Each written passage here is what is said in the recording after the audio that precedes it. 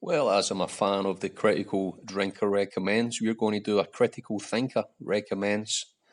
And this is a definite throwback in reflection of the pillar of British cinematic history, uh, the series between 1939 and 1946, exactly the period of the Second World War, where Basil Rathbone and Nigel Bruce produce, again, the most memorable and sort of building blocks for future movies like Batman 50 years later and, well, other uh, detective tales, both sides of the pond. Really refreshing to remember that Britain once had a constitution, and the way uh, Dr. Watson just produces his gun at times from his pocket just tells you of a tale of a far different era, not so long ago in Britain. Both regularly quoting from classic writers and even from Sir Winston Churchill, which probably get you to jail today. There. You stimulate my curiosity.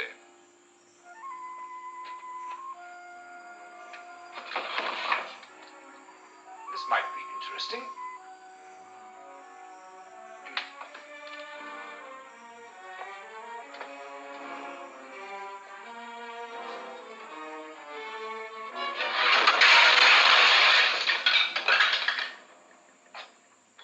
The Moors were an incredibly inventive people, weren't Holmes' they? arch nemesis, Professor Moriarty.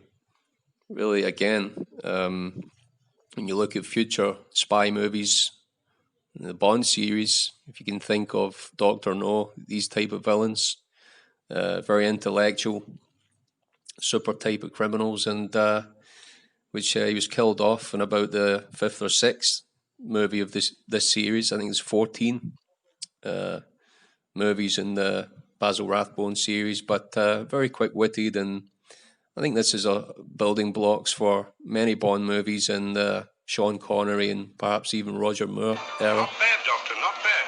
I'm even better with an elephant gun. The very friendly Dr. Watson and the somewhat dim-witted Inspector Lestrade, gives good contrast as well to the characters, and probably Lestrade from Scotland Yard is again a reflection of modern day policing. They just don't really care about sensitivity to details, but only about getting results, and they just don't have the sort of deductive reasoning that Holmes actually has. What was that?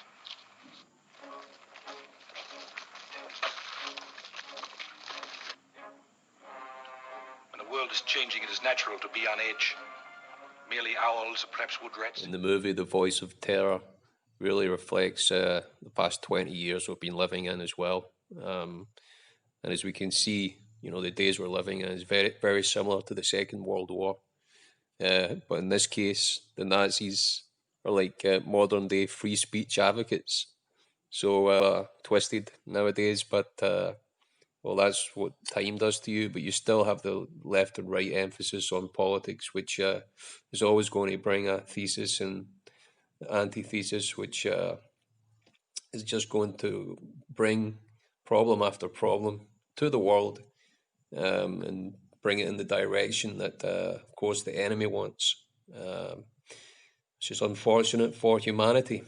Um, Nothing much here except about Christ, except that this is a church. This is an old church that the Nazis are using, and the British government have to call in Sherlock Holmes to catch all the spies which are operating. In this case, it's a small cell in London, and Holmes successfully identifies and tracks down, the perpetrators. So you can thank Sherlock Holmes again. And also the movie called The Secret Weapon. We have a Swiss agent who gives the British government information of how to bomb Germany.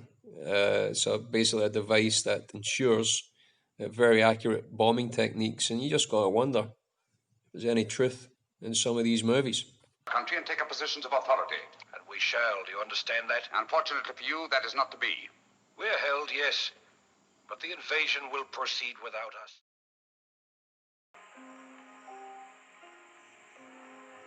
It's amazing when you think that this film is over 80 years old. and films from the 50s and 60s are even of lesser quality than this one. And the striking thing is when you watch these Sherlock Holmes movies, not only the quality of the film, but the acting, the character acting, it's very, very modern. And it even surpasses, I would say, most films that are made in this era. Certainly the past 20 years we've had nothing really sort of even scratching what I would call even the majesty of some of the performances here. So yeah, it's a really, really enjoyable, thrilling, engrossing tale. And on this occasion, as you can see, Professor Moriarty had just been trying to steal the crown jewels, as you do, as a master criminal. But Sherlock has just got onto him. It's a really enjoyable one. I think it's the second in the series. We'll look at this one just briefly, and you can see the setup here. It's very, very much like 50 years later, the Batman 1989 thing where the Batman goes up to the tower and the Joker's at the top of the belfry, and it's just very, you can see the inspiration that movie had is definitely from this second Sherlock Holmes movie. As you know, Batman liked to play the detective as well.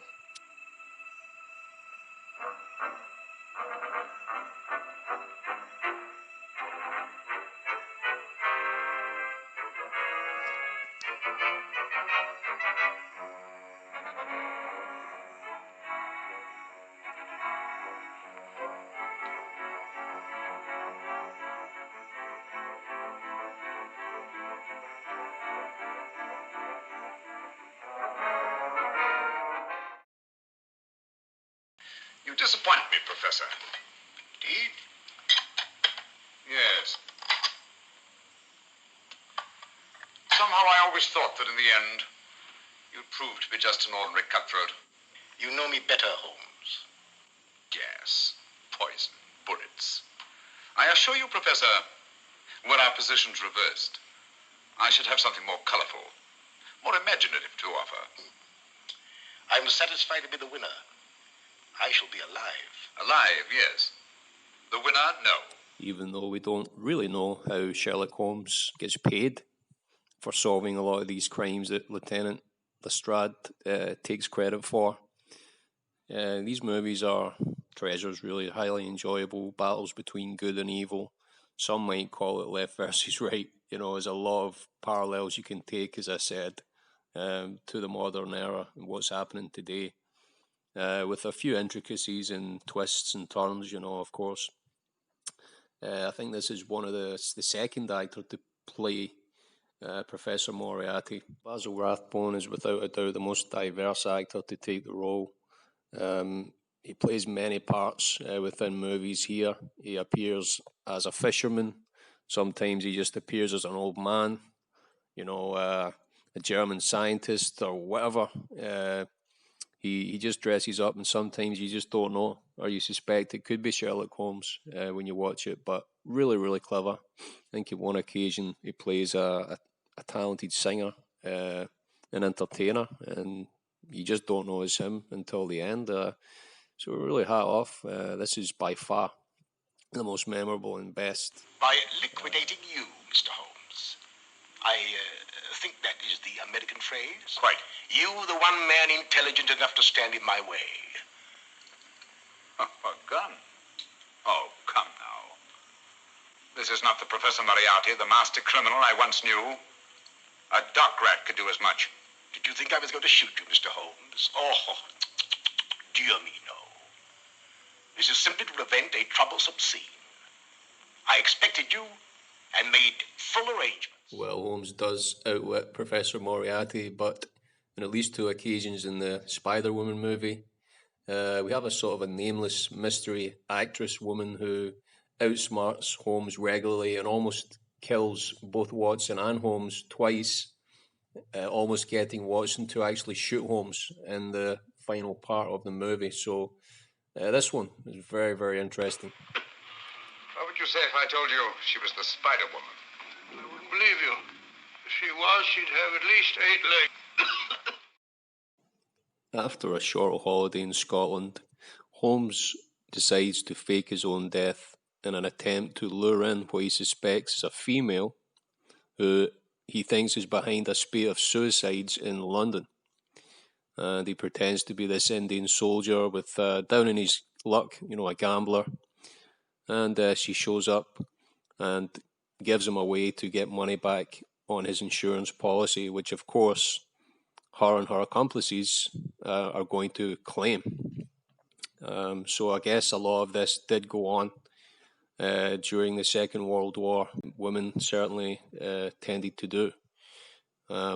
Unfortunately, there was a lot of crime going on during the Second World War. There was a lot of greed, and there were murders going on, even when the Second World War was going on. And just as it is in the lockdown, all the unnecessary things that have happened, and still happening.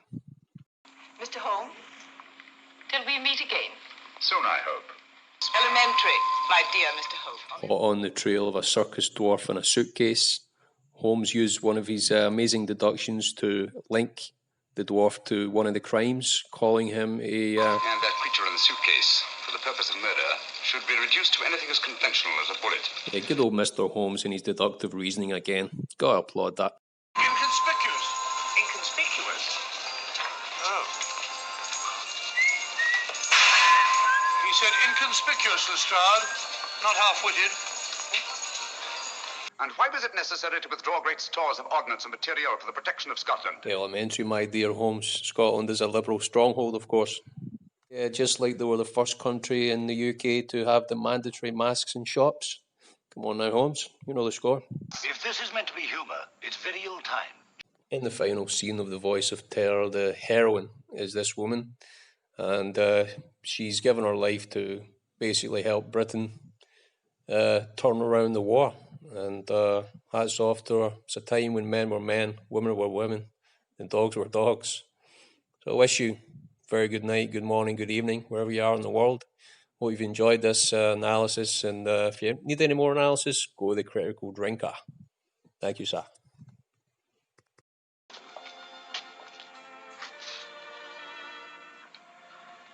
This girl merits our deepest gratitude. Our country is honored in having had such loyalty and devotion. We'll remember.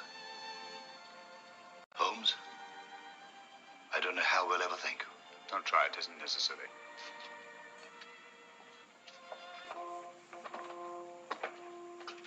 What a lovely morning, Holmes. There's an east wind coming, Watson. No, I don't think so. Looks like another warm day. Good old Watson. The one fixed point in a changing age. There's an east wind coming all the same. Such a wind has never blew on England yet. It will be cold and bitter, Watson. And a good many of us may wither before its blast. But it's God's own wind nonetheless. And a greener, better, stronger land will lie in the sunshine when the storm is cleared.